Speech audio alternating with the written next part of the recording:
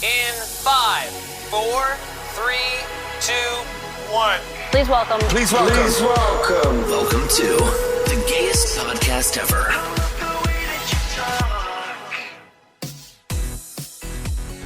Hello and welcome to the gayest podcast ever. I'm Josh and I'm here with Eric and CJ. Boys. We're here. We made it a full year. 1 year. Happy 1 year anniversary. Oh, fantastic. I wish somebody would have told us what 2020 was bringing. Right. Oh my God, did we bring up high in 2020? If they could see us now. I think the second half of the year felt like a whole year so far. I don't know how we're circling fall again. How is that possible? You know how like certain TV shows now the new thing is like part A of a season and part B of a season? Right. Like, are we entering part B? Right. Was this that is the level finale? 9 of Jumanji. Yeah, the mid-season finale. Was that we ended on a bang with the big, explosion today? It was part C Well for done. COVID. Oh, gross. I told you we shouldn't have called those corners. Was that the weekend that we came up with the idea of the podcast? No, that was Saga Talk. Yeah. Okay. Yeah. Okay. But That we was- opened the oh, yeah. corner. We opened them. Maybe we should have closed it. That gate's wide open. We'll have to have a closing ceremony. We'll bring sage. Not at we'll my new smudge. cottage, you're not. Oh no. We'll smudge it. We'll light some sage. We'll Right. play some Enya. I'm Well, we'll assuming see. that's We'll what see. happens. I'll let you know. Yeah, but so it's been a year. We had a lot of laughs, a lot of drinks, a lot of good times. A lot of weight up and downs. Oh my God. We were just talking about shirts and not fitting, and we're like, oh, when was the last time I wore this? March, Remember when you maybe? wanted to be a skin when you played sports? You're like, skins. Now you're like, Right. shirt. Yeah. I'll be 2 shirts, please. Thanks. I'm still team. I don't want to wear a shirt. Putting a shirt My on tan is pretty on point this summer, so I don't. Same. And I Yeah. feel like I haven't even been out in the sun that much. But like last time I was over at the pool, like 3 people was like, wow, your tan looks great. And I'm like, it's been weeks. It's just Thank you. holding on.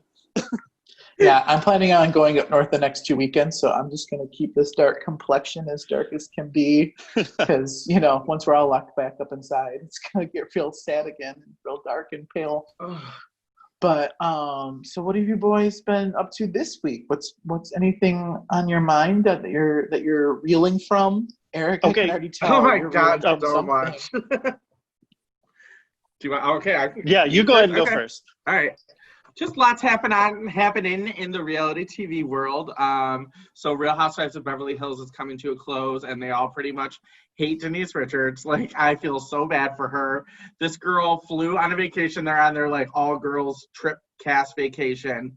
So she arrives in Rome, and basically Brandy had told everyone that she basically cheated on her husband, and they had like a lesbian affair. And they all decided to confront her in Rome, like halfway around the world. In Rome, not like in their backyard or on their couch. So like this poor girl like doesn't even want to be with these girls to begin with, and now like it's getting so much worse, and the finale's coming. So I'm very curious to see how that's playing out. Real Housewives of Potomac just started. Okay, wait, back to Denise real quick. Like, was that not her contract? Oh, you're going to be the villain of the show? Literally, the problem with her is I don't think she knows what she was signing up for. Like, I don't get people that go on these shows and they're like, we never watched it, because every time she wants to stop shooting a scene, she literally is like, bravo, bravo, bravo. And like she'll just start screaming bravo and like yelling at the producers, and she'll be like, please don't air this. Do not film this. It's and like not all a the other girls movie are or looking at her TV like show. they're gonna air it. Stop talking. Like, It's reality, not a movie or TV show. You can't yell cut. This actually makes me believe that it's a little bit more unscripted than I thought. oh, it is was. very unscripted. Like, no, and like they're all just like, you were married to Charlie Sheen. Like, she's just trying to act real proper, and even like her friend Lisa Rinna is like calling her out. She's like, Denise, I feel like you're portraying somebody that you want the world to see. She's like, last year you were fun and you were just forthcoming with all this information. Now this year you're just, no, don't talk about sex in front of my kids. Like, you talked about how Charlie Sheen brought a hooker to Thanksgiving dinner. Oh my goodness. I miss the summer of Tiger Blood. That was way more fun than the summer of COVID. Oh my God. Oh. But that just, and then Real Housewives of Potomac started. Josh, I think that's the one I had you watch with me last year. That's the one with the gay husband. I'm using air quotes very loosely. Yes, Michael. And it's already starting with his grinder affair stuff. They're diving right in. His wife just had a baby. She's 26. He's 60. It's this whole thing. Ew. Then good for her. Snaps for her. Before we just started the podcast, Josh sent me a picture on Instagram, which I'm screaming over. But it's with Kristen Cavallari from Laguna Beach. Very Cavallari. Just announced her divorce from Jay Cutler. She's sitting on Stephen Colletti's lap with her arms around his neck. And she's like, 2004 or 2020? And I'm like, I need to know more information. Cue the Hillary Duff. Let the rain fall down. I'm coming clean. Did you watch Laguna Beach? No, I did not.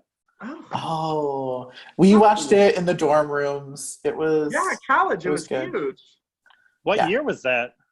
Like 2004 or 5? 2003, 2004. Yeah. Oh, I'd moved out the dorms, so I was.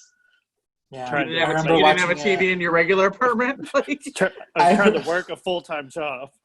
I remember finding like the cutest girls on like the floor and being like, "Oh, you guys are watching Laguna Beach. Let me come watch with you." Oh, you've got some free Bush beer? Yes. Bush beer. You know, we're 18. Trying to step out your wine cooler. Ooh, is that what was that? Is that Strawberry Hill Boone's Bar? Zima, yeah.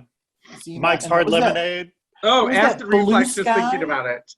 You know, that was it Blue Sky or something, or Sky?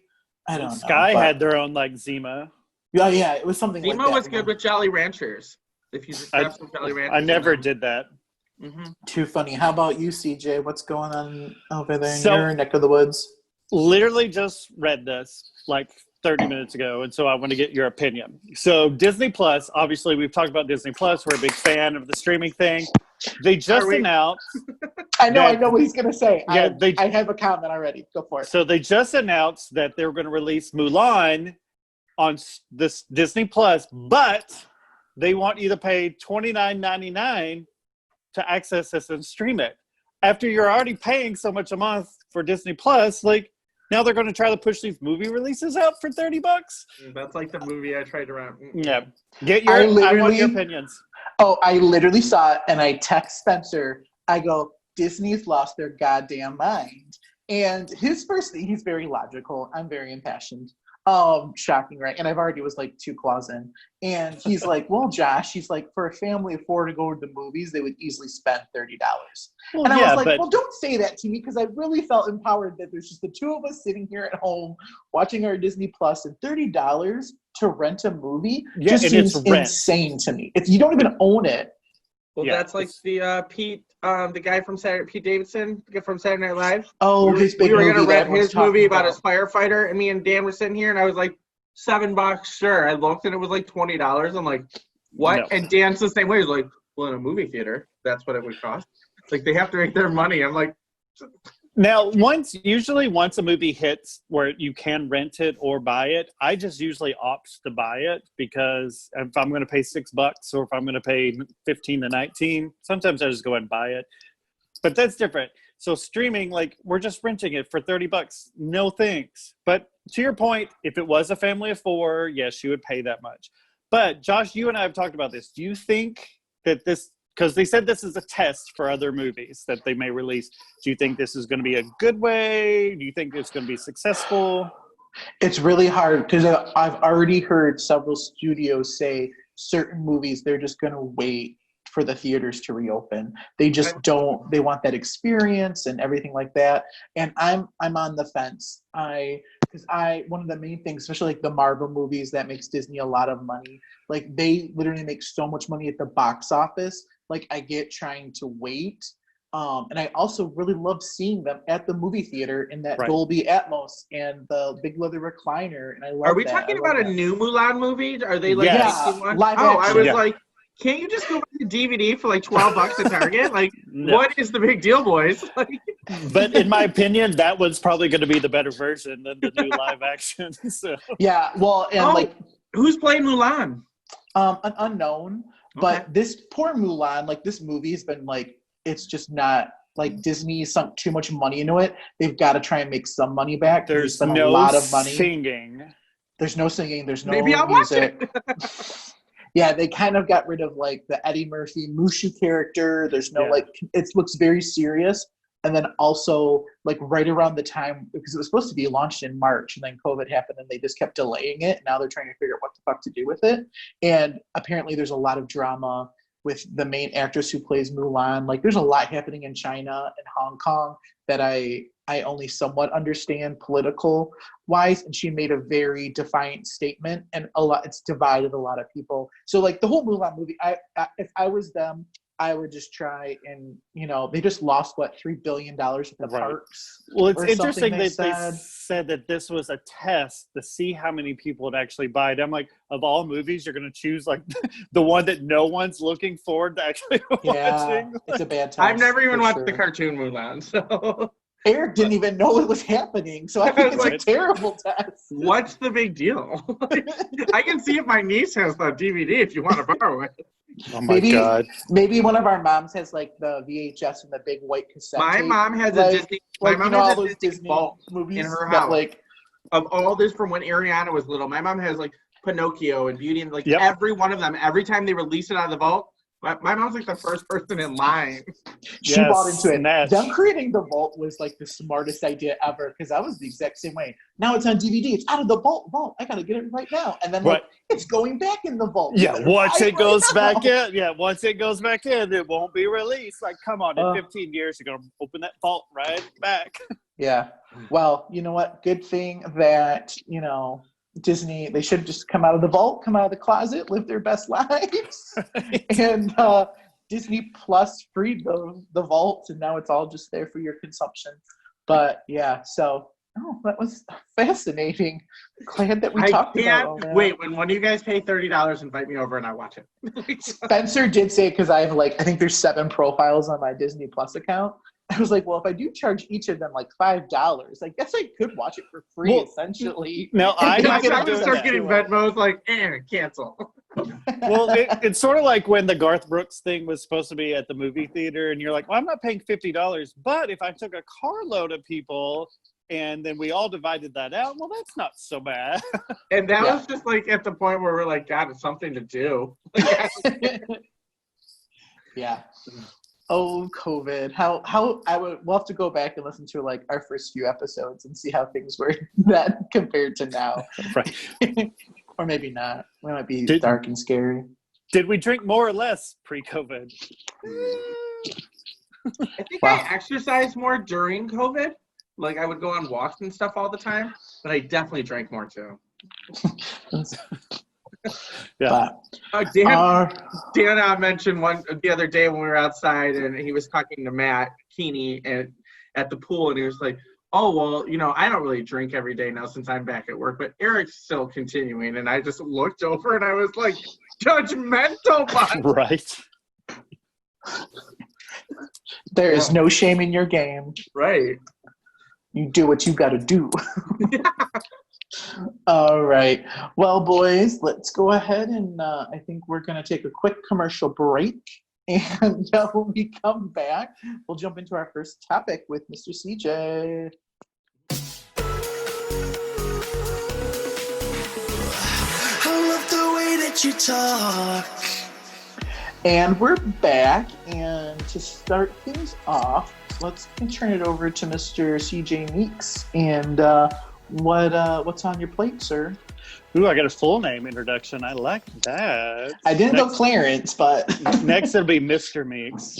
I'm not used to going first. This is odd. I don't like it. Anyways, so thank you, Netflix, for holding off on some new shows to the latter part of COVID in summer, because I've done nothing but binge watch the past couple of weeks, and I've gone through 4 shows. So although I couldn't figure out which one I wanted to talk to about, what I do want to talk about is Umbrella Academy Season 2 just got released. Have any of you seen season 1? I don't even know what it's about. Oh, good. So I've seen season 1. I have seen season 1, so I have some backstory. But also, CJ, I saw an interview with the CEO or the VP of like content development for Netflix, and he literally said they have like some 2,000 hours worth of television pre-recorded. So they're like, we are good through COVID. So like, when everyone else is running out of shit, Netflix is like, let's just keep dropping shit. Yeah, I mean, I've literally watched 4 different shows in the past 2 weeks. Just like, they're only 10 episodes each, so you can get through them quickly. Anyways, so Umbrella Academy Season 2 was released on Friday. It took me literally 2 days to watch it all. Loved it. Season 2 was so much better than Season 1. So if you don't know anything about it, Eric, this is for you. And I'm going to try to be as spoiler-free as possible because there's a lot of possible spoilers. But it starts off with she's a young teenage girl at a pool. She's flirting with a boy and she gets in the water. Everything's normal about her. When she gets in the water, blood starts forming around her. She starts having cramps, gets out. Well, she's fully pregnant. And she gives birth to a baby right there. So this is the first 5 minutes of the show. Josh is like, I'm more watching, but okay, keep going. I'm watching Eric's face. Yeah. Listening to it because it's way better. Yeah. So what you find out is 31 women that day woke up perfectly normal. No one was pregnant, and by the end of the day, they had all had babies. So this happened. If your daughter came home like that, right? some Virgin Mary shit going on there.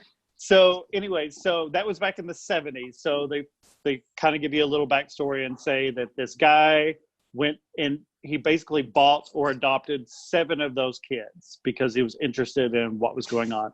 Well, they all have superpowers, we turned out. And so he basically creates a super team. So they're fighting crime and all this stuff as teenagers. But as they get older, they start to break up and go their separate ways. And then when the show really starts, their father has died, so they all come back together for the funeral, and that's where shit happens. I will say I love any show where one of the matriarchs dies in the first episode, and then we're all just playing catch up, and it brings everyone together. I have a question. Sure. Okay, so what happens with all the other super mutants? We don't know. That's why there's going to be unlimited seasons, Eric. Right. So there's 7 kids. It's a really smart plot point for the creative team. Yeah, and it's called because the patriarch of the show was the heir to some umbrella company. He basically calls the group the Umbrella Academy. So that's what the movie or the show's about. So it stars Ellen Page. I love Ellen Page. Okay. What happened to Ellen Page before this? We had Juno. She just made the show Tales of the City.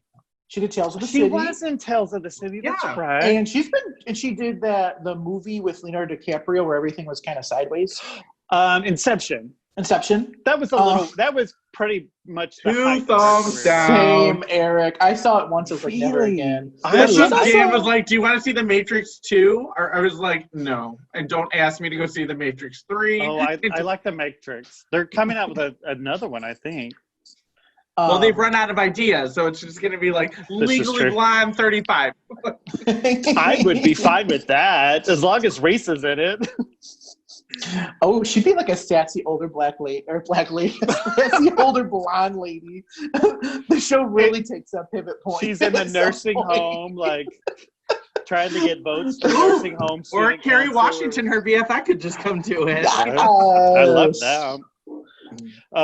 So it also has Tom Hopper. What has he been in besides this? He was. Did you ever see Hidden Figures? Yes. No. Oh, he was he's John Glenn or John the first Glenn, man in space. Eric, if you've not seen Hidden Figures, it's with the black. Huh? I tried it. I didn't like it. I love it. About the 3 black women who spearheaded NASA? No. I didn't think you. Stranger Things. I'm thinking of. Oh no! So, it's a movie. It's got Cookie. It's got from. Oh, Taraji Henson. Yes, yeah. I just watched the movie with her yesterday. Friend with. Oh my God, I I can't think of his name, but it was, God, it's driving me insane. I'm going to have to go ahead. Was it a Tell your comedy? story. Sorry. Anyways. But no, so he plays John Glenn, and they helped That's to get right. him into space.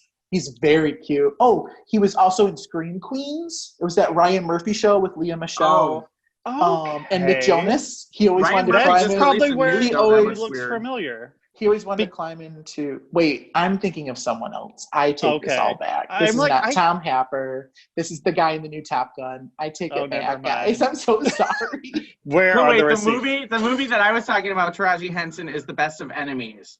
And it's about like how black school in North Carolina like burns down, and then the other main guy, who is Sam Rockwell, like is like a Nazi and like runs the KKK, and they have to work together on like bringing the school zone. And it was so, and I didn't know it was like a true story. I didn't know anything about it, and then I was just on Wikipedia download.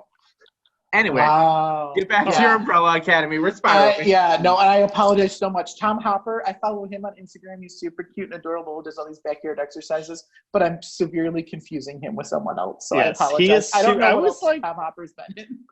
okay, so he looks like he's been in like several like So glad I got this TV receipt. shows. Anyways, Oh. I'm not going to go through all the cast because they're all fairly relatively new. They've probably been in small things. Definitely the biggest star is Ellen Page, but also it has Kate Walsh in it, and she plays like the supervillain bitch, and she's fantastic. Oh, she plays a great bitch, though. She was a great bitch on Grey's Anatomy before you fell in love with her. But she's like that. She's the type of bitch that's like, you kind of like her a lot, but she'll just turn like on a dime. Kate Walsh is one of my favorite little actresses because like you hated her so much as Dr. Addison Montgomery Shepherd. And you just hated her, and then all of a sudden somewhere in like season 3 you were like, oh, Addison, I love you so much. You're like, when did this happen? When did I turn? She was like, the worst. I'm leaving and I got my own spinoff. Right, then she went to private practice. Love her. But season 1 also had my girl Mary J. Blige in it. Yes, so, family affair. Mary J. plays like an assassin, and who is basically working for the Kate Walsh character. It's fantastic. She's wonderful in him. She's a badass bitch in it. She is. But season 1 has one of the brothers of the 7 kids is gay. He like comes out basically to his whole family. He falls in love with this guy, and there's a whole lot of like story I don't want to tell because it's spoilers, but that's great. But then in season 2, I don't want to spoil anything in, but another one of the siblings has a same-sex relationship. So they're all kind of working in there. They're getting their gay on. I appreciate a show that gets their gay on. Right. There's a lot of like, it's a very dark comedy show. There's a lot of blood and gore, but they do it. It's a comic book basically. So the way they show it is it's very artsy. Like the blood will be slow motion, and it'll even hit the screen sometimes and just kind of like trickle down. It's very artsy, but it's so good. You had me until all of this artsy stuff.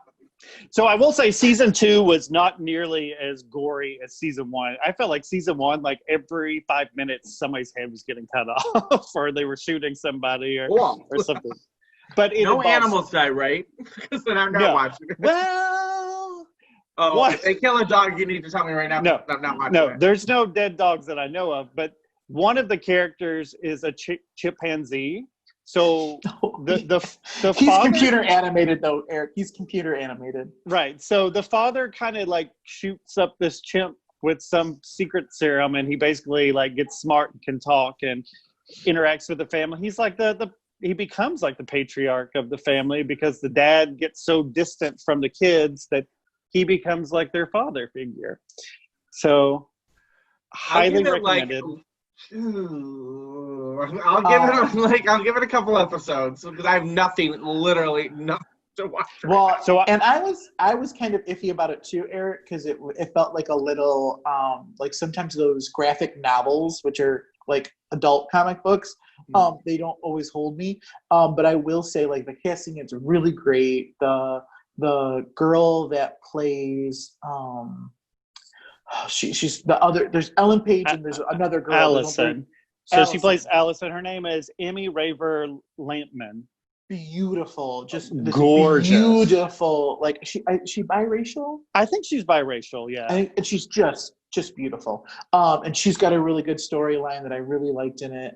But like in the very first episode, they do this like ode to I Think We're Alone Now by Tiffany, and I was like, okay, I'm here for this. Wait a minute. So it's like a Glee superhero movie comic? No, they don't sing. They don't sing. They it was just they dance and they just like because it was like when they're all back in the house and they're like, oh, the last time we were all here was when we were kids back in like 1989 or whatever, and they just like start and there's just like they're all just dancing it out. It's just really fun. Cute because they're back in their childhood rooms in their old house, and everyone's in their separate rooms, and one of them starts to play I Think We're Alone Now, and they can all hear it, so they're all just kind of in their rooms by themselves, and they're all dancing it out. Yeah.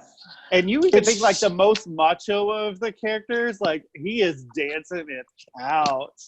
Like, and the one that I think he must be Hispanic of origin, the one that's kind of like a ninja guy. Diego. Mm. Yes. Serve me. There's some lookers. Diego. There are some lookers in it, and they're shirtless often. All right, I'll give it a shot. It is a little say, superhero-y, so right. I'll report back in season 2. There's also a lot of time travel involved, so you have to pay attention because which I'm not a fan of. Hence why. So should I watch like Back to the Future season 1 and then season 3, but not season 2? You mean like Back to the Future? So, I just got that. So burn, David. I will say season 2, again, not really much of a spoiler, but they are in the 60s. Like the entire season is in the 60s. So it's a really good take, especially when you have Allison, who is biracial, and she's a badass bitch. And like in the present time, she's kind of a little bit of a celebrity. So she's used to getting her way. So it was a big character developed for her to be in the 60s and she like runs into a restaurant and the guy points at a sign. It's like whites only. And she's like, what is going on? So it's a really good show. I recommend it. Especially if you love comic books and action and which I do. Superheroes. Obviously. There was some clip. I was watching something the other day and they were talking about Captain America and they were like, so you don't think Captain America's cute? You mean America's ass? Are you an American? I was going to say anything with, handsome men with six packs and tight fitting spandex clothes, sign me up for. Josh was all at the wrestling matches in high school. Like, yeah. Go, sports, go. Yay. Here's your towel. When do they bring out the Jell-O for the wrestling? Oh, no, I fell over. Pin me down. No. Oops. But yeah, so I'm super excited to see what season 2 is. Spencer's never seen it either, so I think we're gonna have to watch season 1 first, which is good for a little refresher. Yeah. I watched season 1 twice. I watched it once by myself and then binged it quickly, then realized it was a good show, so then I made Steve watch it. He loved it, and we both watched season 2 within a couple days of it coming out. So I'll give it a shot. All right. Highly recommended. Well, thank you for that little piece of TV review, Clarence. Thanks, Joshua. And we're going to take a quick break, refill our glasses, and when we come back, you're going to hear about the latest celebrity We're going to have scandal. a little fun today. Okay. Oh. All right, we'll be right back.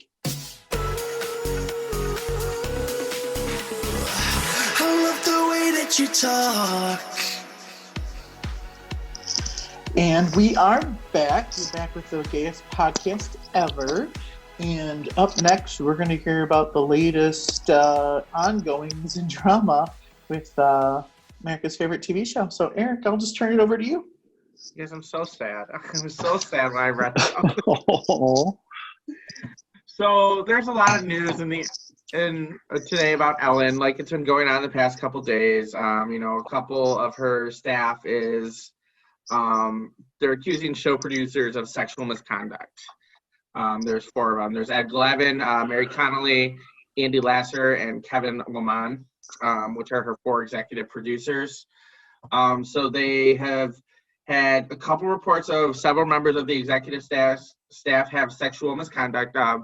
The one was accused of grabbing another man's penis, groping production assistants, inappropriate comments were made at the holiday party, forceful advances. They've all come out and denied it, of course, and Ellen has issued statements of, she did not know this was happening. Now, some celebrities like Brad Garrett and Leah Thompson are commenting that, they've witnessed this firsthand, and, Ellen's not the nicest person. Obviously, her wife Portia released a statement today, I stand by Ellen, and like Katy Perry released something that they stand by. So just all this stuff, and I just think for all the good that Ellen does in the world, and all the joy that she tries to bring, I don't really think that she probably knew a lot of this was going on, but I don't know. What are your guys' thoughts? I'm sure you've heard something about it. Yeah, I've read a little bit about it, not a whole lot, because, like you said, it is sad because Ellen is our favorite, America's favorite talk show host, and everyone loves her, and she, at least on the show, she does so much good for people, and she's always donating funds and money to people and bringing people on. So it's sad to hear, but on the other side too, if someone who's involved, that's her show. She has to see things, especially if it's at a Christmas party. Is she not there? I don't know. I have a hard time believing that she's not seen any of it. So that's just my take. Yeah, she said, came out and said, when she hosted the Oscars years ago, that she didn't even say hi to him. So everyone that she's ever mistreated or flipped off on the freeway right now is giving an interview because everyone's just trying to smear her, which is, I just think it's turning into a little bit of a smear campaign. I don't disagree that she probably didn't see or witness some things. And we've all had bad days at work, and yeah, I'm sure that she's probably yelled in a meeting or two. They've been on the show since 2003. Right. So yeah, because I was thinking, how long is it? 17 years, right? Yeah. 17 years. And these 4 gentlemen are very high up, correct? They're one's a woman. Yeah. Oh. And it's Andy, 3 men and a woman. Yeah. Oh, okay. Andy is actually he's been on her quarantine show. He's been Andy's the camera guy who I love. Oh. Yeah. And I'm terrible. I haven't read a whole bunch about this. I've heard it in the media, but I haven't done a deep dive. Clearly, I thought it was 4 men, and here it's 3 men and 1 woman. But have the people who've accused them, didn't they say it's been going on for years? They yes, it's it's been going on for a while, but now everyone that's ever worked there is coming out of the woodwork. Anyone that's been fired is coming out of the woodwork and saying it's just crazy. Brad Garrett's statement was sorry, but it comes from the top. And then I know 1 or more that were treated horrible by her. Leah Thompson said true story it is. But a lot of people gave Ellen backlash, when the Kevin Hart thing happened with the Oscars, and he released those homophobic tweets, and she was like, I still think you should do it, and just forget all the haters. She got a lot of crap for that. When she was at the Dallas Cowboy football game with George Bush, she caught a lot of crap for that. Yeah, we talked about this on the podcast. Yeah, it's a lot. She literally, and we've talked about this. When you're driving down the freeway and someone cuts you off, if you're Ellen, you can't be like "F you," scream in your car. Yeah, and I was just, and I for me, it's funny, I think for the longest time, Ellen was just held in this highest esteem. No one could touch Ellen. She was just the nicest. She was the friendliest, and it was so great for the LGBT community. Oh my gosh, the queer community to have such a big popular figure out there that was doing good and was being well received. And like, I remember when she got the Presidential Medal of Freedom from Barack, and, she was crying. I mean, there wouldn't be gays on TV like there are today without Ellen. So I think, she's a huge trailblazer. We have to say that first. But I remember when I think it was back a couple years ago, maybe, when Dakota Johnson was on her show, and then that real weird. We talked about this too. Yeah. About the birthday party. Exactly. And it just for me kind of shattered like this image that I had of Ellen, because it was so weird and awkward and it didn't feel. That was recent, wasn't that? That was this year. I think it was 2018. Last year. It was in the past couple years, yeah. Well, yeah, where she was like, actually, Ellen, you were invited. And like, Ellen looked at her producer. She literally says, that's not true. And like, no one else had ever called Ellen out. And you saw her face change. Yeah. And I think that kind of put a little crack in the dome. And people have been chipping away at it more and more, because when you are on top, everyone wants to bring you down. That's just the way it is. And I'm not giving her a pass by any means, because I do think that, you, especially as the showrunner, should be aware of the environment in which everyone is, operating.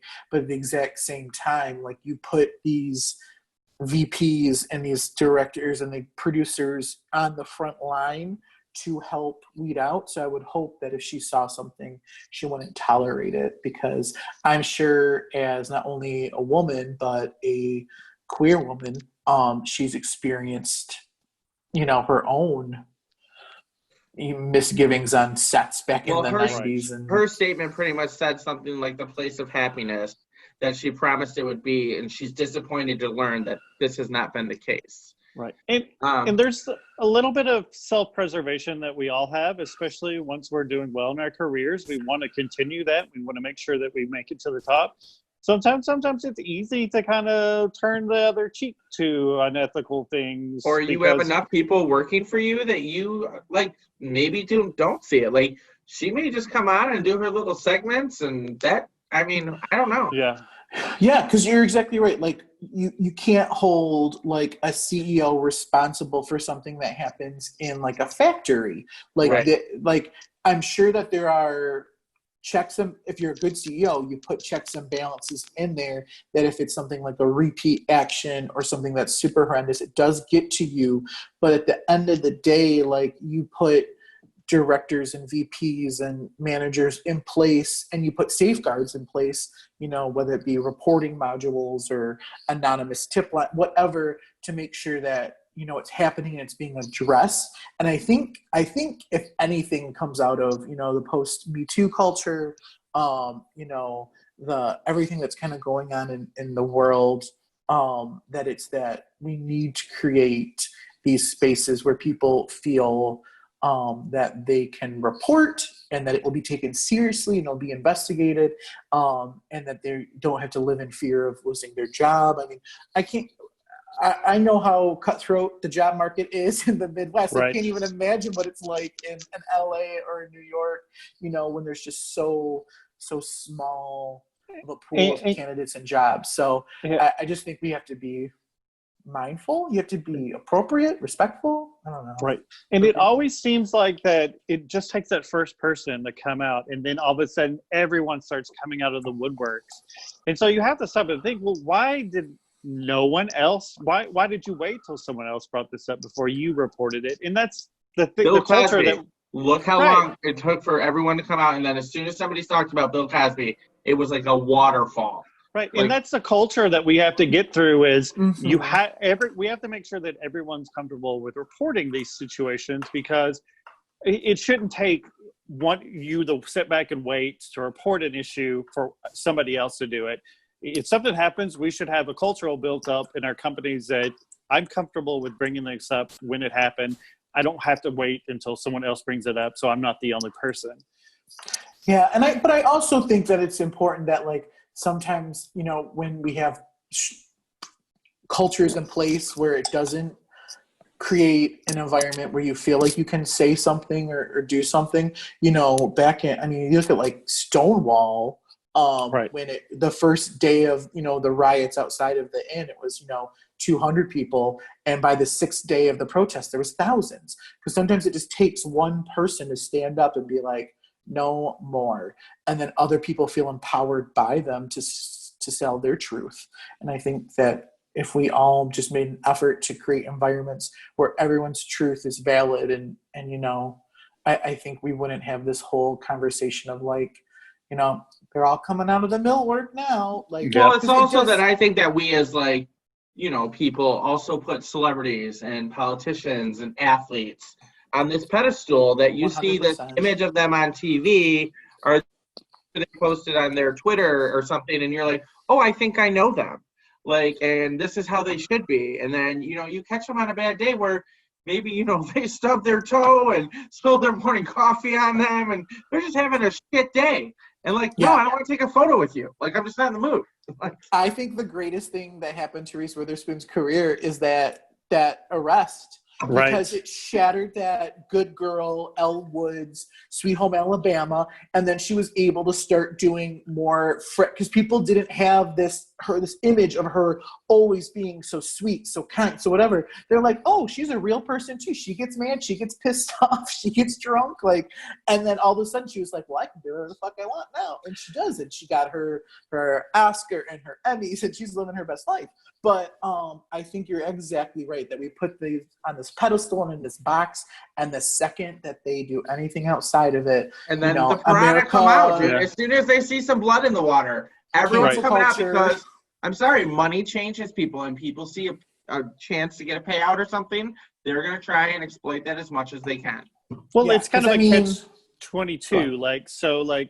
Celebrities, we put them on this pedestal, and there are times when we're like, hey, listen, you asked for this life, you worked for this, you should be held to a higher responsibility. Mm-hmm. But then also in today's world where celebrities are on Instagrams and Twitters and we're seeing their more real life, we can't have it both ways. We can't put them up here and expect them to be superheroes, but then expect them to be like, oh, well, they are the average person too.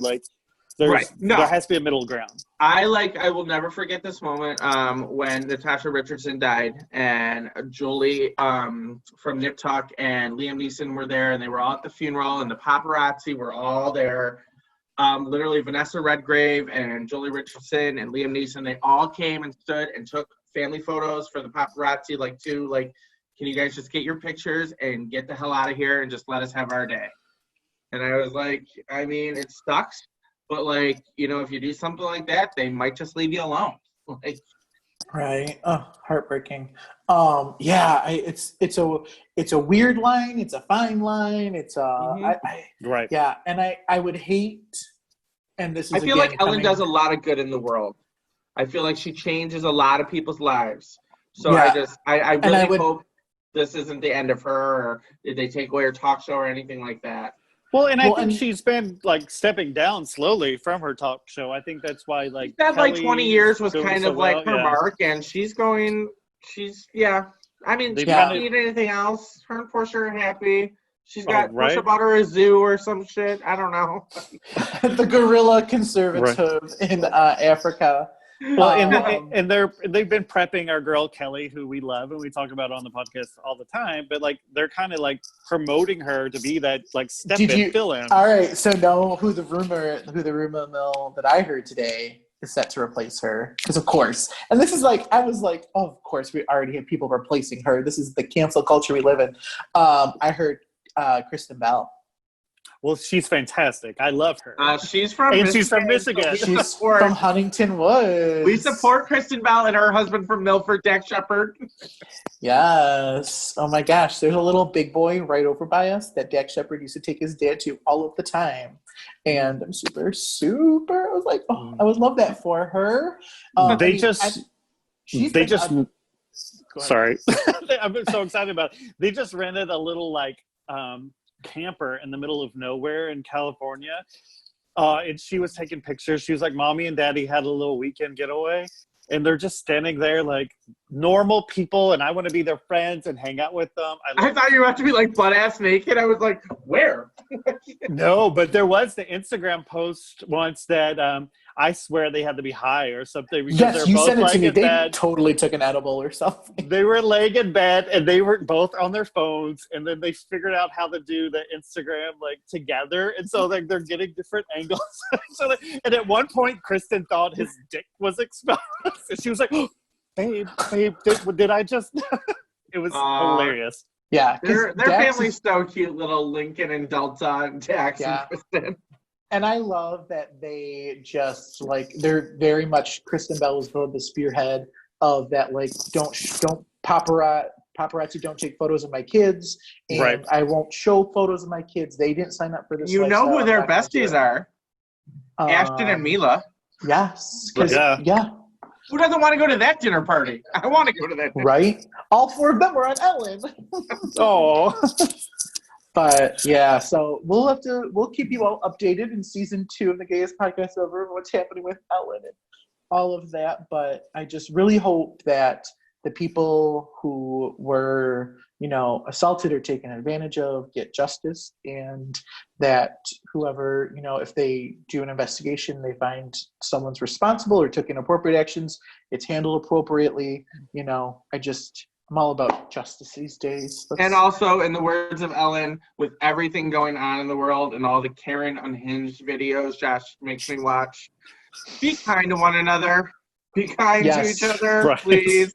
You don't know where people's what shoes they're in or what house they've been in. What kind of day they had. What kind of day? So just be kind. I always like to say if like someone cuts me off, I'm always like, maybe they're on the way to the hospital because their wife's in labor. Like I try and like make a good story about it so I'm not as like angry at them. But I was like, ugh. Then you see them like eating a Toquito when you pull up at 7-Eleven. Right. You're like, oh. Yeah. I was just trying to You get don't in know. first in line to Starbucks. Yeah, but that was really good. Thanks for bringing us up to speed, Eric. We're going to take a quick break, and when we come back, we're going to talk about Miss Taylor Swift. Whoop whoop! Refill your glasses, boys.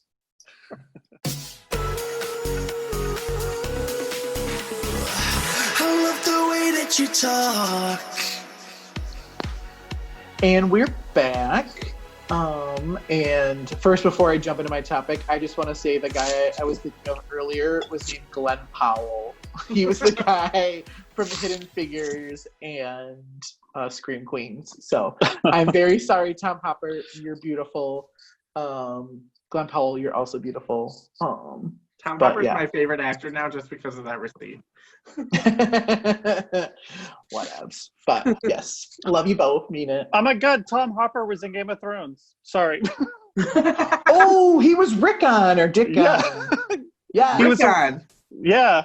Was that the weird little sable guy? No, he was the hot knight when Danny the started crazy going guy crazy. that Sansa married? No. No. He was a very minor. All right, just listen for 1 second.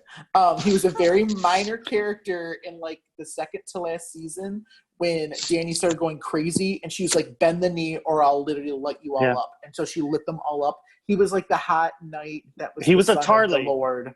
Yeah, Tarly. Yeah. Okay, I remember what you're talking about. Yeah. I would never be Sam's able to older pick him out. Okay. So start that little sidebar.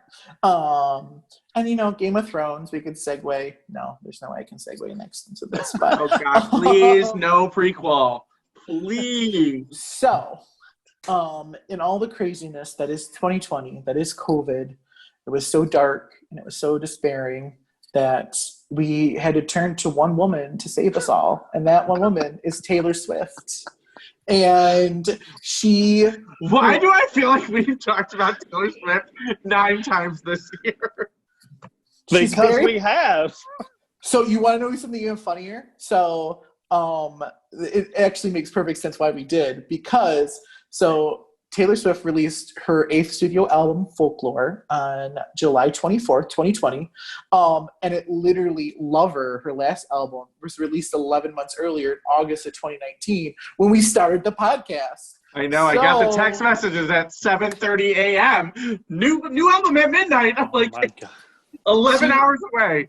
We got 16 hours notice. She literally posted 16 hours like, get ready, Swifties. We're going to do this. That is kind of ironic, though, that the timeline of that. Oh, so Taylor Swift is like the beginning of our chapter and the end of our chapter. So it's very fitting. What if Miley and Liam got back together? Oh my gosh. We could save 2020 now. We could do it. We can do it. But yes, so yeah, I had 16 hours to get ready for a new Taylor Swift album. I had to put the Dixie Chicks on hold, re-listen to all the old albums, comb through all the social media Instagram posts to figure out what was going on, what was happening. It was a very crazy Thursday.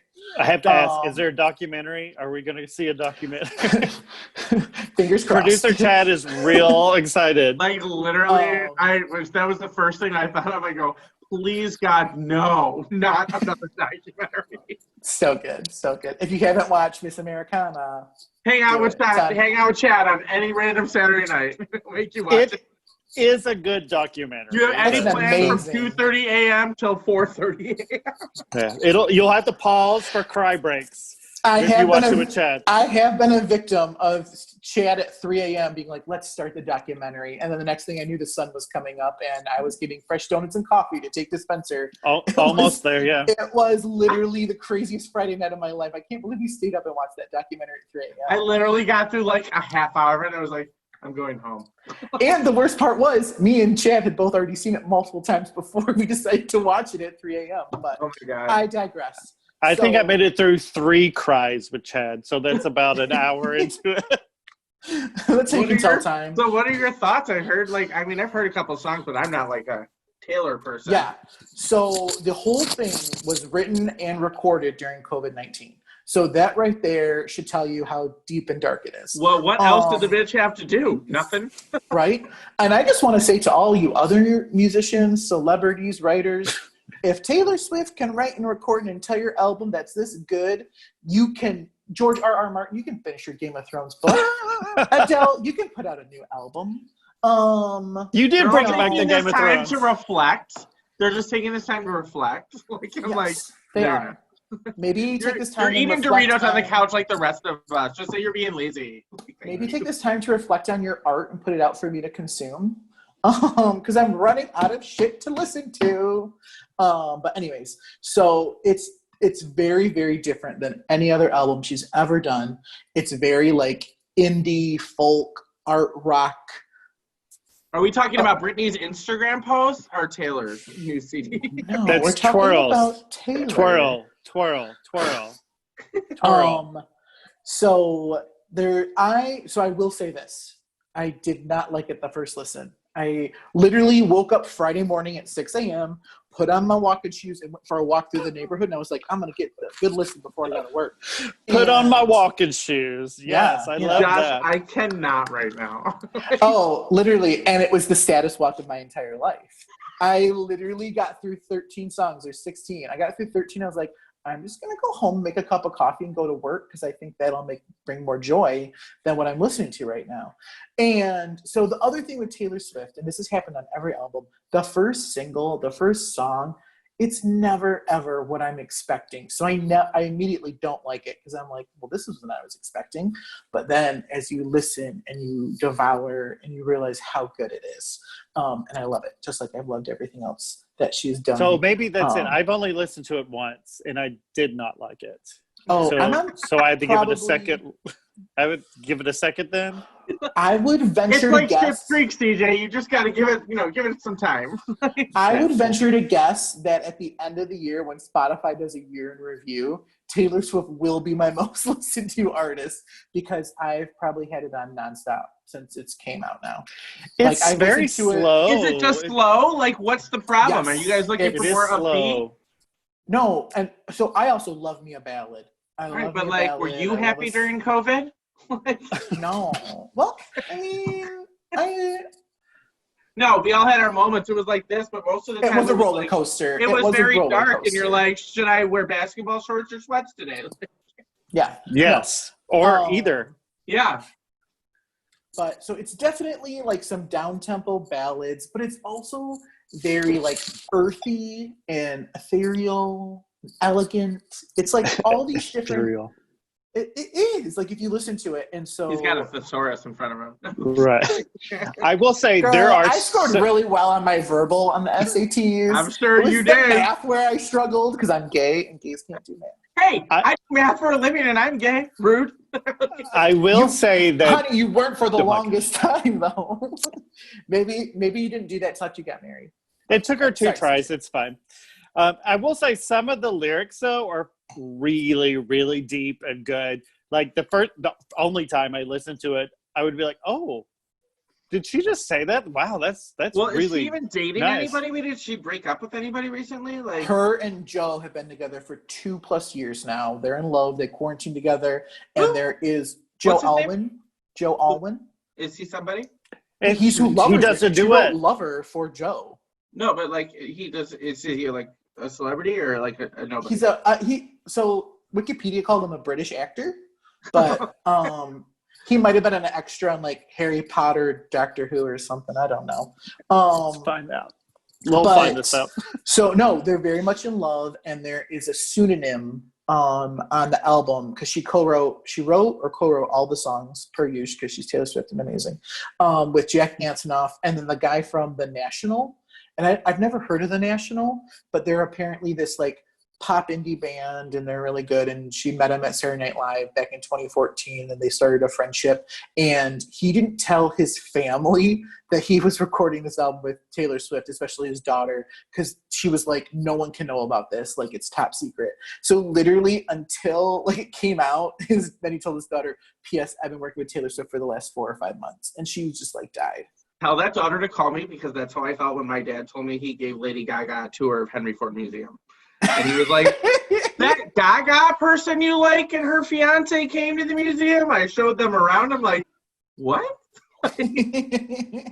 Lady Gaga? I was like, I don't think we're talking about the same person. Yeah, but so the album is getting rave reviews from critics. Critics are loving it. And it's also sold 1.3 million albums in one day. It's already sold 2 million albums. It's Okay, but is that just because she's like Taylor Swift? Like if you went to a concert, CJ and Josh, this is both for you. Chad, okay, yes, you too. If you went to a concert and like Taylor Swift was like playing this new album, the whole concert, would you be mad that you went to the concert? If it was at Ford Field, yes. Yes. If it was at like the Fox Theater okay, if it was a very intimate venue, give me the venue too, honey. Like we need a round here, so we're all sitting around the stage and she's with a guitar and a piano. Yes, I could deal with that. If it was at like the Fillmore, it would be such a cool, intimate vibe. I would just be feeling it. You know, you take an edible, you have a glass of wine, you just like are in it. But yeah, it's not an album that you can play at Ford Field. Like the Reputation, like the Lover album, where it's got this pop and this dancers and I've only heard like 2 of the songs on the radio, like, and it's not so I kind of turned it off halfway through, like next. They're definitely down-tempo ballads. It's not for everyone. I'm not going to say it is. But she is now the first artist ever in Billboard history to have the album and the song debut at #1 at the exact same time. So Cardigan is the #1 song in the country, and Folklore is the #1 album in the country. What's Cardigan about? What's Cardigan is the lead it's about single. my new cardigan. First of all, stop trying to push fall, okay? Relax. Well, and to release the album, this is how smart she is. She sent a cardigan and the album to like all these celebrities. So like all the Queer Eye guys got one. Kelsey Ballerini. Why didn't we get one? I would love to videograph you guys getting a fucking album from Taylor Swift wrapped in a fucking. Would this be like the orange box that people got? Like Sweet 16? It's like a little cardigan instead of that giant orange box. Was it Beyonce sent that out? Who did that? I don't know what the orange box is. You don't know Katy Perry? What's in the Katy box? Perry did something weird. Who sent out the giant orange box to people? I thought it was Beyonce, but I'll Google this. If it's Kevin Spacey and you're Brad Pitt, you don't want to open the box. No. What's in the box? What's in the box? Oh, 7. It's Gwyneth Paltrow's head. Oh. Well, I guess you are saying I'm cue. It's very dark. But no, so Cardigan. So the next song that they're gonna push to top 40 radio is Exile, which is the duet with Bon Iver, who is again more part of that alt rock indie crew. And then they're gonna push Betty to country radio. And Betty is the song that is written about. Well, I should say it's written about Blake Lively's third daughter. Which did you catch all that tea today? So Blake Lively and Ryan Reynolds, their name of their third daughter that had not been previously disclosed is Betty, and that is Taylor Swift was like given permission to release that because in the song she also references James and Inez, which are their other two daughters. And but they donated like Blake and Ryan donated like $25,000 to the NAACP today.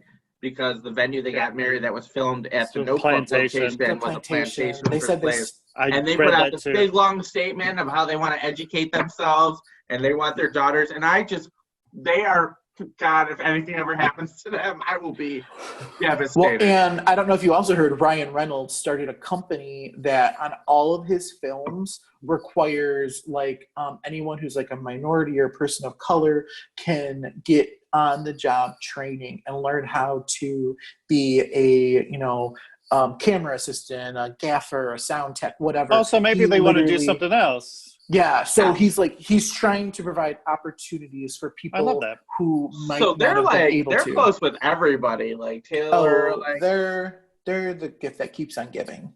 It's that little Rhode Island.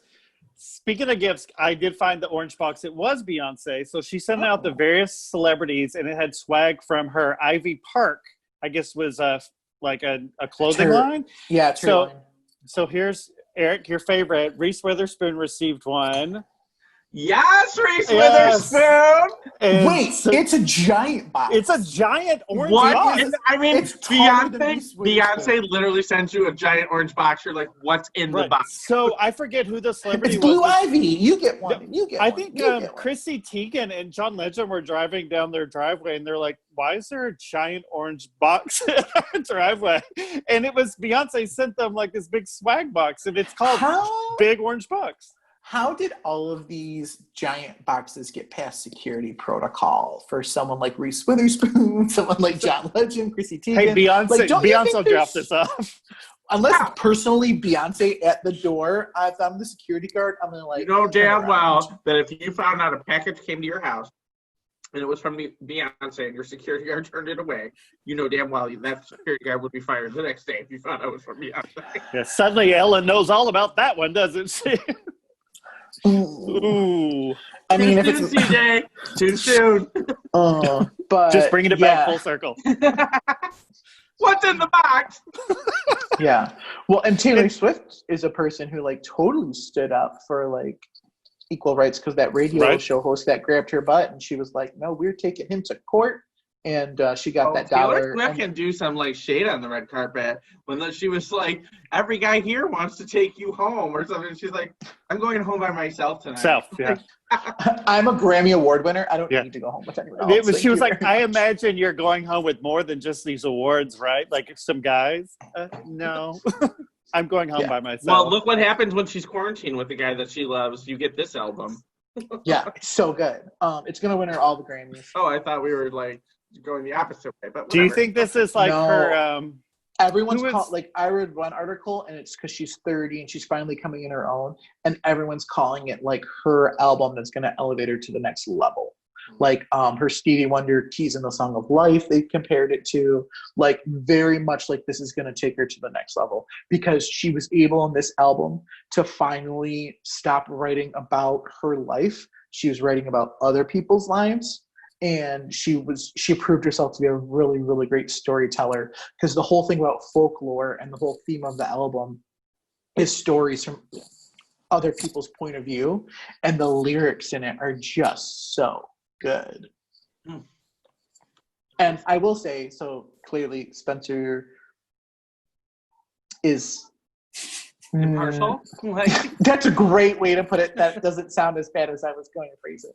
So I've been listening to it nonstop, and he's just like, "Oh, it's nice that you've been listening to the same song over and over and over again." And I was like, if you listen to the lyrics, you would know they're all very different. Yeah. But Josh was that teenager who would have drove me insane. Your poor parents. Yeah, probably. That's probably why. Oh, no, I was the last one. Tina and Roger realized they hit this one. I'm like, we're good. We did it. He's perfect. Perfect. Perfect. She thinks highly of herself right now. Right. Rosé all day. But yeah, so I really think you should listen to it. You know, it was a great rainy weekend. You could have listened to it then. It would have fit Maybe the I'll mood. take a 13-song walk in the morning. I'll let you know and I'll report back. Yeah, and like I said, it's definitely DJ, did you listen to the thing the whole way through? I listened to the whole thing the morning of. I think I was off that day, so I just started immediately playing it on Sonos throughout the house. So Steve was forced to watch it too, or listen to it as well. But he kept going, is this the new Taylor Swift song? Are you repeating these songs? Is this not the last song? They're all very slow. And I'm like, yep, they're all slow so far. He was trying to get in the mood to clean or something. Right? No, This makes Let me go sense. take a nap. It's This no Dua makes- Lipa. This makes a lot of sense. Steve and Spencer must be on the same wavelength when it comes to music, because I also will come home and Spencer will just be like blaring Amy Grant. So Steve and Spencer connect on a real music level. Dan's listening to either sports radio or NPR or anything that is just zero fun. So maybe he'll like the new Taylor Swift album. The other day I was in the backyard with him and I was like, well, I'm not listening to talk radio right now. I go, so we're going to put on some music. So I put on like some classic rock. I was like, I'm going to mix it up for you, Dan. Like, and he's like, I like this. I was trying. But yeah, so that's everything about the new Taylor Swift album, Folklore. Give it a spin. You know, watch out. I'll give it a album of second the year. listen. You Second should. listen, I'll give. Maybe when I'm Maybe trying I'll- to take a nap in the pool this weekend, I'll give it a listen. I was going to say, maybe I'll take an edible and just kind of like lay on the floor or something and listen to it.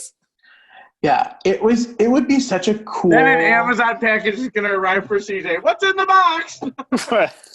Oh, tell me what's in the box. I'm gonna drop off giant rainbow boxes to all I'm of your going to put houses. orange boxes on your porches this weekend as a joke. I can't I wait. can't wait. I hope mine's filled with like claws and cheese. It's going to be the new Cheese. Taylor Swift, sweetie. I love You had me cheese. at cheese. Yeah. I want a charcuterie board so badly. Okay. Well, so that's everything Taylor Swift. And we're going to take a quick break. And when we come back, we're going to play a fun game. And then we'll wrap it up. But take a drink, get a drink. We're going to play a game. Be right back. I love the way that you talk. And we're back. And we thought that we would cap off the season 1 finale with a little game called Home Run or Strikeout, Hot or Not, MLB edition. I love And it. We're going to talk about the players, but we've also been posting YouTube videos. So if you actually want to see the players and see our beautiful faces, you should run over to our YouTube channel and subscribe today and watch all the videos. And then you can also see the hot players and you can see our beautiful faces. And as a special little bonus edition, we have invited producer Chad to come in. Say hello, Chad. Hi, everyone. Hi. Can you see me? I'm not being loud enough. Chad. Oh, sorry, Chad. Am I being loud enough? Hi. Yeah. Yes. Yes. You're good. Chad is when this all started out as us having some drinks and talking about podcasts, and Chad was like, well, you know, I have a studio and we can do this. And we're like, what? And he's like, yeah, I'll book you guys sometime in like August. And he literally got us a date and he introduced us to Ryan and Annie at Music Town Detroit, who are just two of the most fabulous human beings. We cannot thank Chad, Ryan, and Annie enough for their support over the last year as we got this podcast up and running off the ground. So And we can't wait to go like back into the studio and see Oh my them. God, I missed the studio. I miss the studio too, but we love them so much and we hope that they're doing well. Yeah, and the other thing that we just really want to, we're going to make Chad choose who's hot or not, but who Chad really thinks is hot is his brand new fiance. And we just want to give a little shout out to Chad and Chris, recently engaged. We love them so much. Snaps for Chad and Chris. Cheers, Yes. boys. Love you. All the darkness and craziness in 2020. We're so glad to have something so amazing to look forward to in the future, because we love Chris and Chad so much, and we're so happy that they found each other. So with that, we're gonna make Chad choose who's hotter than the other one. No. Welcome to your virtual bachelor party. Oh, Chad, God. what in the box? Yeah. For those of you who've been living under a rock, Major League Baseball came back last week, right? Last week was Major League Baseball's return. It's been hit or miss on whether or not they play or not due to the number of players getting COVID, which is a whole topic in itself.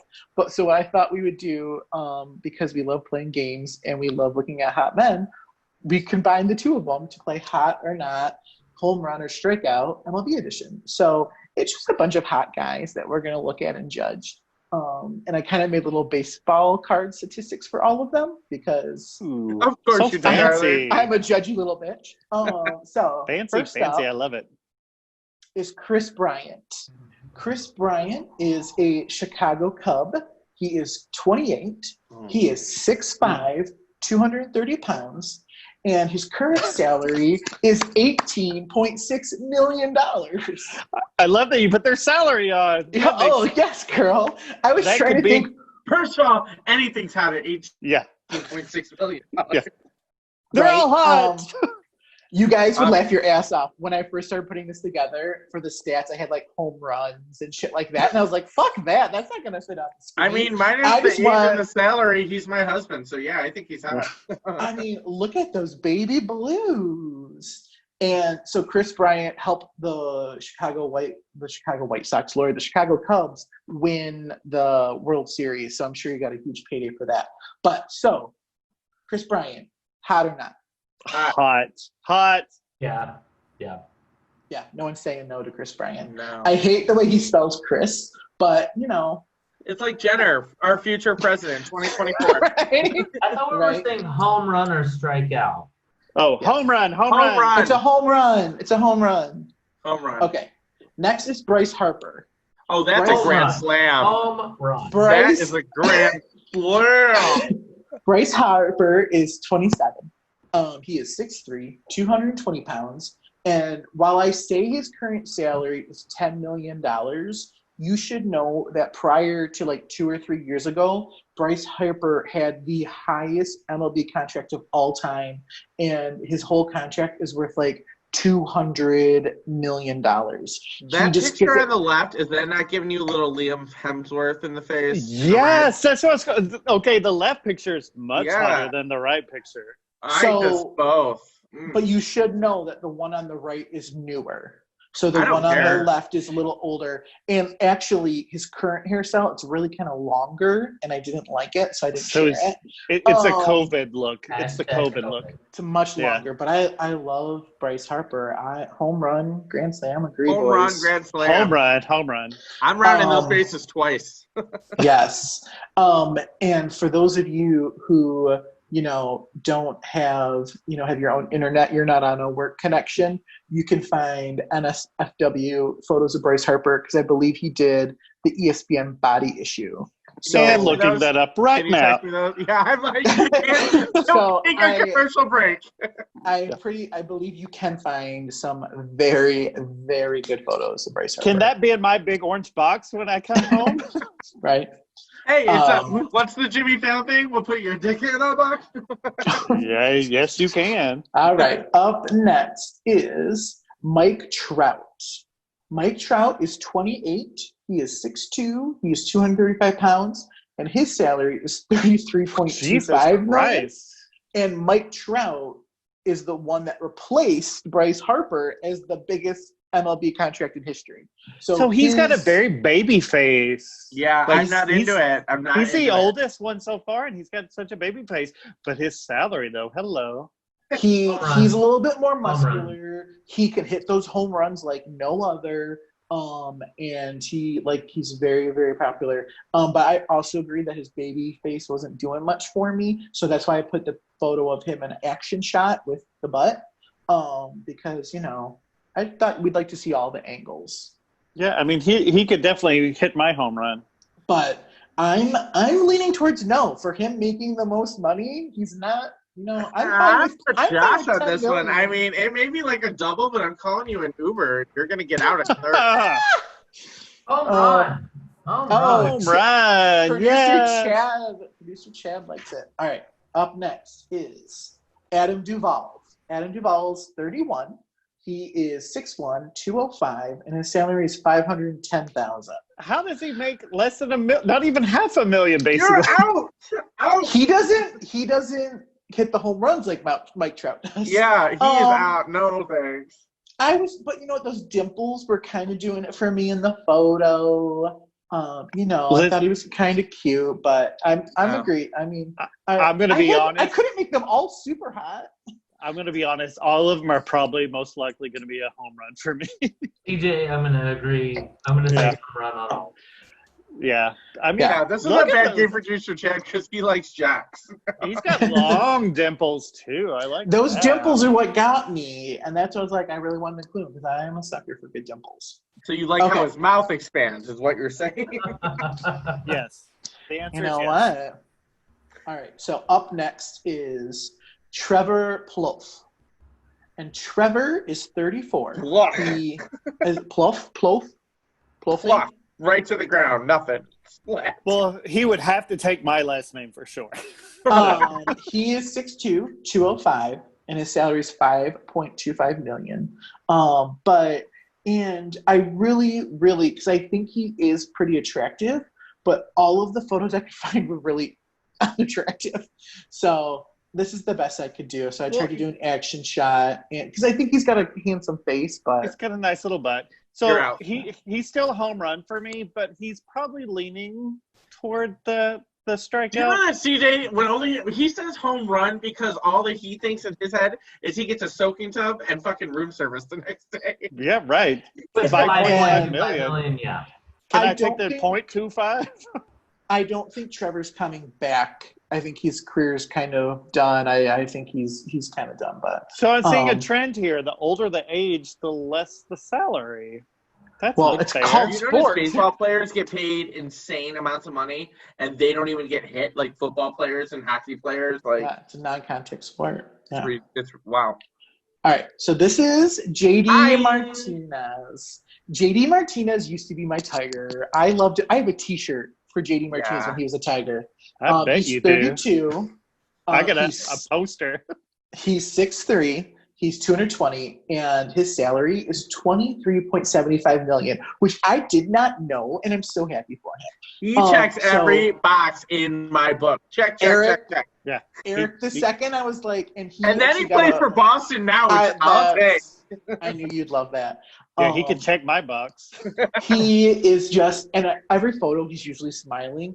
And so when I found that serious photo of him, I was like, oh, but he's still so handsome. Oh, I He would have to is- take. I'd have to take producer Chad's kneecaps out if I found him talking to him. Yeah, so he used to be a Tiger. I broke out my And- Tigers hat for this one. Yeah, and he used to be a Tiger, and he was so good.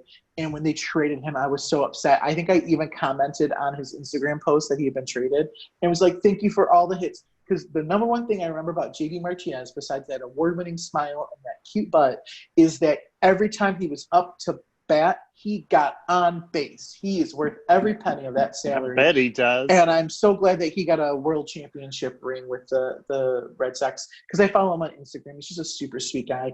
And ladies, he's single. Yeah. Looking him on Instagram right now. Yep. He loves to go out on a boat and take shirtless selfies. So Perfect. Yes, please. okay, so home run here, right? Home run. All around the Definitely. board. Yeah. All the way around. What's it called in baseball when all four of us get a home run? Grand Slam. Grand Oh, Slam, yeah. Okay, that's fun. I already said that goes sports. Okay. This And I'm is following him. Kevin Kiermaier. And I was shocked at how beautiful this man is. He is, girls, go down the rabbit hole. He is consistently ranked as one of the hottest MLB players, and I understand why. Well, So I it's don't the even care that eyes. he's not worth $1 million. I don't even care. It's those So eyes. he's not very good at baseball apparently, but he is hot. So Kevin Kiermaier, Kiermaier. He's 30 years old. He's 6'1", 200 pounds, and he only makes $514,000 a year. Time for but team showers. Those Right. blue eyes, like, Right. oh, take So me he down to looks- Tampa that Bay. smile. Yeah, He looks cute. very politician though in the second photo. Like he's given me who's the Canadian Prime Minister? Justin Trudeau. Trudeau. Yeah, like I he's think kind of he's giving hotter me than that him. look. But yeah, no, I had a lot of photos for him, and these Sorry, are I was two- lost in a did. moment there. I just Yeah. lived my best, like, Shane West, Mandy Moore moment. Yeah, no, Kevin is a grand slam. If that's what the kids are calling it. Yes. Yeah, You can Yes. spend the night, Kevin. yes. Girl, put a ring on it. You could also eat Um, breakfast the next morning. So If you're cooking it, absolutely. Yeah. I want you naked while you're cooking it, though. I'm ordering it. So All right.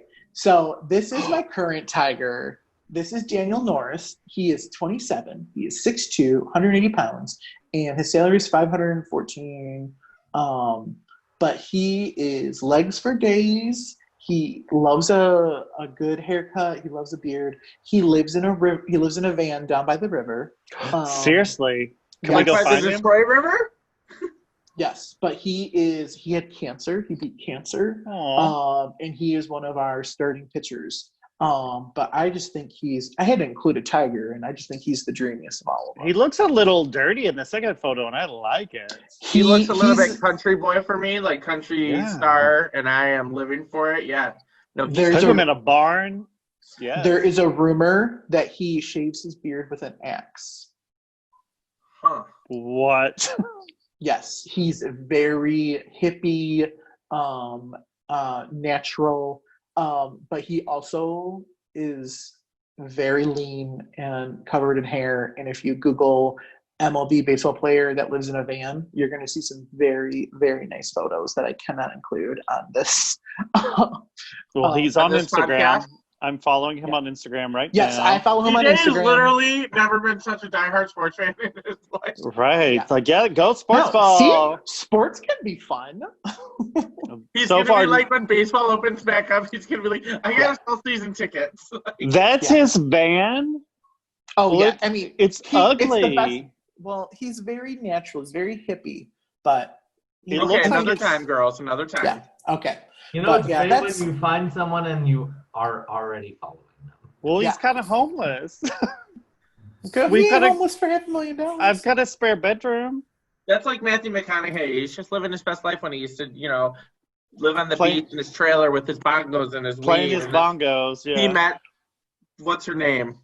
Camilla. Camilla. Yes, and they had the 3 kids, and now he's like living in Austin, Texas, in his sweet Lincoln with his infinity pool. There's Yeah. not one shirtless photo of him on Instagram, by the way. No, I said you go Google the article. I'll send it to you. Okay, boys. So thanks for playing. That was my little game. I loved it, but they were yeah. all grand slams for me. I'm good. I'm good. But What? Like it's hard? What, like it's hard to get into Harvard. Okay, but everyone out there, as we wrap up the last episode of season 1, it's been an amazing year. We love you all so much. And Season 1 in the books, boys. Cheers. Season 1's in the books. Yes. I have Yeah. We, Through a I have pandemic, we did it. we I have did. to make we noise did. so that my video shows up, but I drew you a happy 1-year anniversary. card. Yay! Thanks, Chad. Thanks, Chad. Yes. Everyone, thank you so much for listening, for sorry. I don't know what's I was like, technical. Someone's You know what? living their best Beyonce moment right now. It's, you know what? Zoom, it will be the death of me. So it's just fitting that technical Well, hopefully no difficulties. more Zoom in 2021. I hope we get back in the studio. Yes. But thank you guys so much for listening, for sharing, for downloading, for liking our posts, for retweeting us, for everything. We couldn't be more thankful for all of you out there, and we can't wait for season 2 to start up and us to bring you new pop culture tidbits and to laugh and drink along with us. And we just really hope that everyone stays safe out there and, just be kind and take care of one another and rate, review, and subscribe to Case ever.